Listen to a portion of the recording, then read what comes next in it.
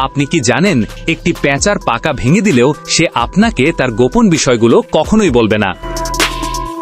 প্রথমত, পেঁচা একটু সুযোগ পেলেই ঘুমিয়ে পড়ে। পেঁচা এতটাই আরামপ্রিয় যে সে দাঁড়িয়ে দাঁড়িয়েও ঘুমাতে পারে। যখনই সে তার শরীরটা ঢিলে করে দেয় তখনই বুঝতে হবে সে বিশ্রামে চলে গেছে। দ্বিতীয়ত, বাইরে থেকে পেঁচাকে যতটা শক্ত মনে হয় আসলে সে ততটা শক্ত নয়, তার পাগুলো পাখার নিচে লুকিয়ে থাকে। তৃতীয়ত, সব পেঁচা কিন্তু শিকারী না। কিছু পেঁচা আছে যারা খুবই ছোট এবং মানুষের সাথে সহজেই মিশে যায়। চতুর্থ, পেঁচার চোখ একদম স্থির, ওগুলো নড়তে পারে না, তাই চারপাশ দেখার জন্য সে প্রায় 270 ডিগ্রি পর্যন্ত তার মাথা ঘোরাতে পারে।